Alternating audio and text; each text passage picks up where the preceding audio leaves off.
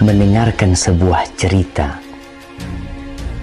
yang aneh, menyeramkan, terkadang disenangi oleh sebagian orang.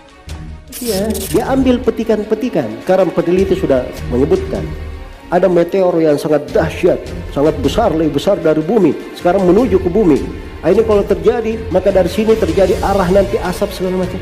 Analisa tidak ada gunanya. Jelas ya? Untuk apa dipahami seperti itu? Tunggu saja, kalau sudah ada asap di langit, itu sudah terjadi. Kalau dia ingin takut mengingat Allah, baca surah Ad-Dukhan tiap hari. Kamu baca Al-Quran, itu baru benar. Ini dengar penelitiannya dari lembaga ini, penelitian lembaga ini, dan kadang kebanyakan dari mereka orang-orang kafir. Ini kita mau bahas lagi sama mereka. Kalian itu cara menerima berita dari mana sumbernya? Kita itu menerima berita ada dasarnya. Sumber pemberitaan itu tidak boleh diterima kecuali dari orang yang terpercaya, dan dari syarat orang terpercaya dia adalah seorang muslim. Ini sudah.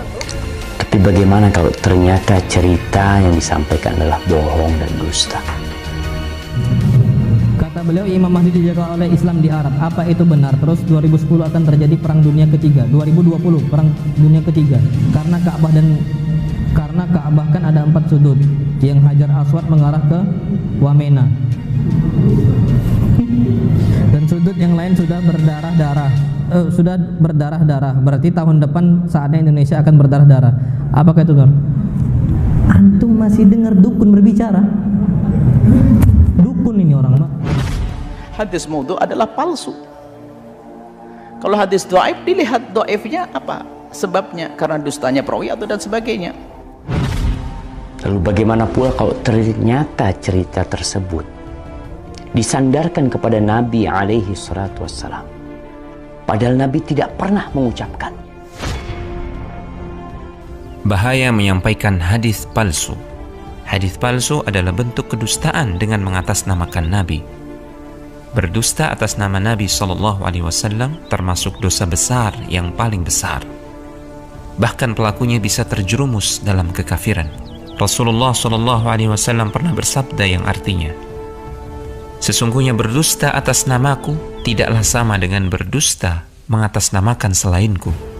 Barang siapa yang berdusta atas namaku secara sengaja, maka hendaklah dia menempati tempat duduknya di neraka. Nabi SAW juga pernah bersabda, siapa yang meriwayatkan dariku suatu hadis yang ia menduga bahwa itu adalah kedustaan, maka sungguh dia adalah salah seorang dari 2 pendusta karena telah meriwayatkannya.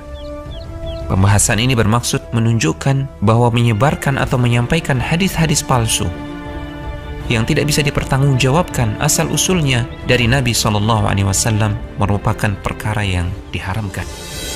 Kalau di negeri kita sekarang, pemerintah sedang memerangi hoax, dusta, maka para ulama umat Islam sejak dahulu kala memerangi dusta atas nama Nabi alaihi salatu wassalam. Pernah ada orang mau dieksekusi karena bikin hadis palsu. Begitu akan dipenggal kepalanya, ya, karena taruhannya neraka kalau tidak tobat. Man kadzaba alayya muta'ammidan falyatabawwa maq'adahu minan nar. Siapa yang sengaja memalsukan atas nama saya, awas hati-hati, mencatut nama Nabi. Awas, mencatut nama antum bermasalah, mencatut nama Nabi siap-siap di neraka jahanam.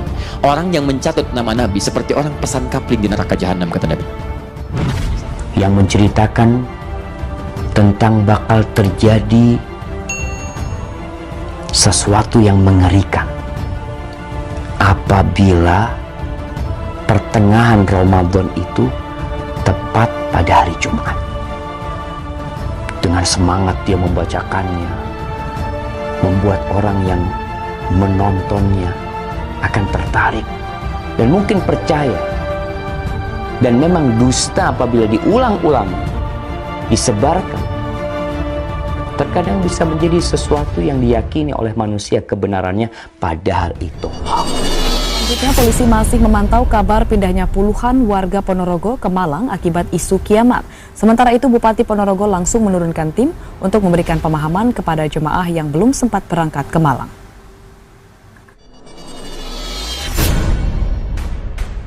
Masih aja ada yang mudah termakan hoax. 52 warga kota Ponorogo, Jawa Timur percaya kiamat akan datang dalam waktu dekat. Akibatnya, mereka segera menjual rumah, tanah, dan barang berharga lainnya lalu mengungsi ke kota Malang.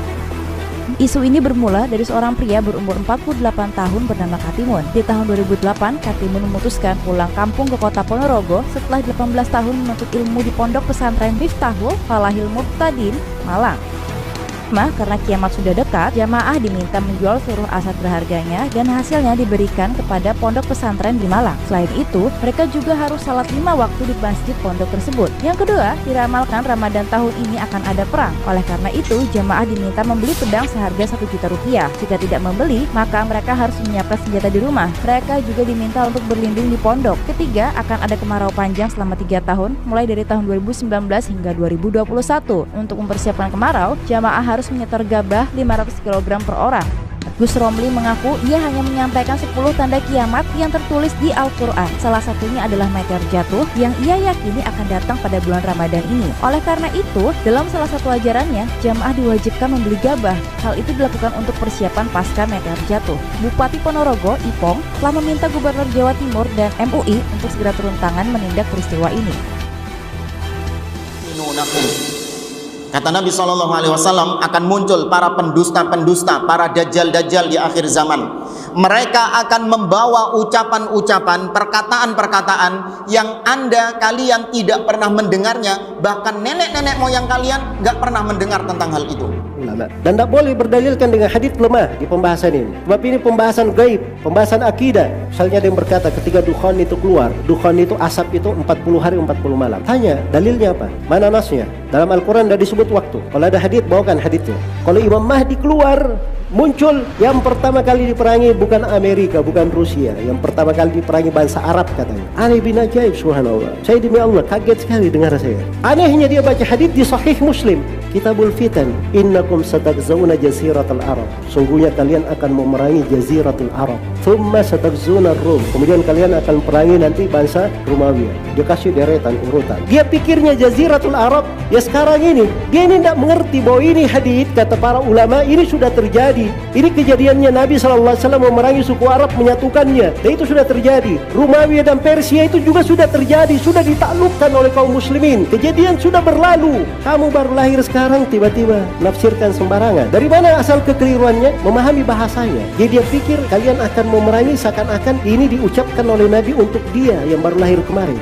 Apabila bulan Ramadan itu tepat di tahun itu, dan kalian sedang melaksanakan sholat subuh malam Jumat di pertengahan bulan Ramadan tersebut, masuklah ke dalam rumah, kuncilah pintunya, tutuplah kepala kalian, lindungi tubuh kalian dan tutup telinga kalian.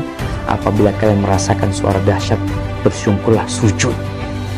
Nih ada sujud, kita tahu sujud itu ada sujud syukur, sujud tilawah, kemudian ada sujud sahwi, ada sujud ketika sholat. Ini sujud ketika mendengar suara keras, membaca Subhanal Quddus, Subhanal Quddus, Rabbunal Quddus. Karena sesungguhnya apabila kalian melakukan itu, niscaya selamat. Jika tidak, tentunya akan binasa.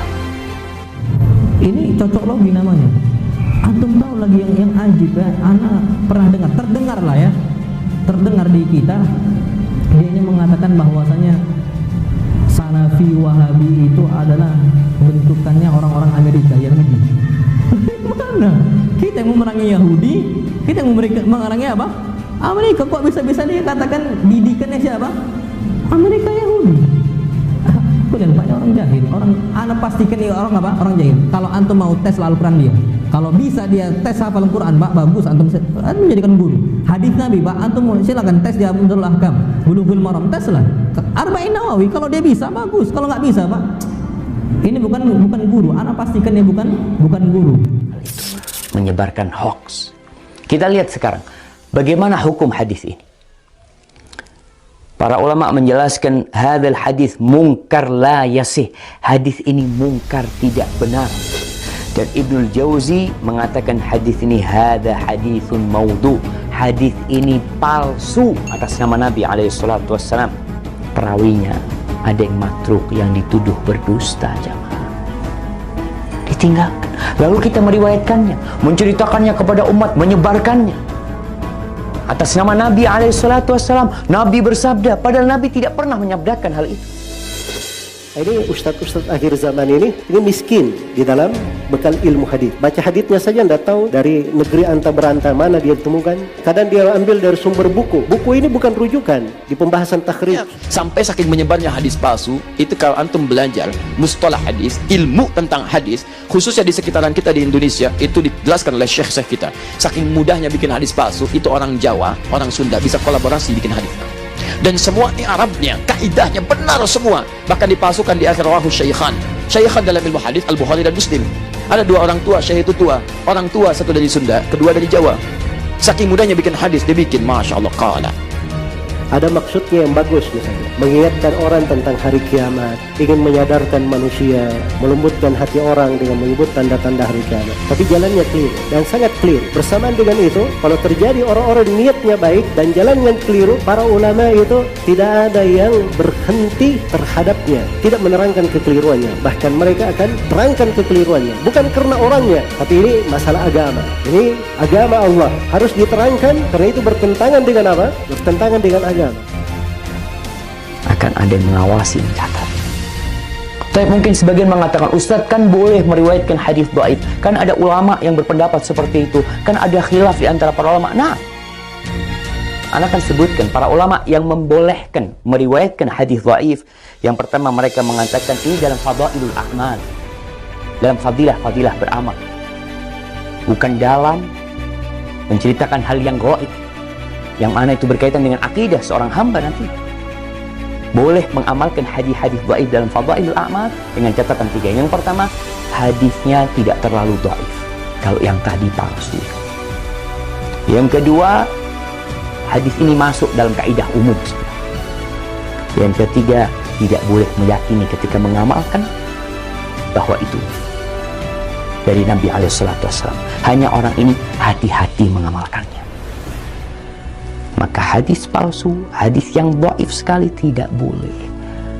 Kalau antum mau menyampaikan sebuah hadis yang dhaif, sampaikan kalau ini dhaif, kalau ini palsu, agar orang faham dan mereka tidak tertipu dengan apa yang kita sampaikan.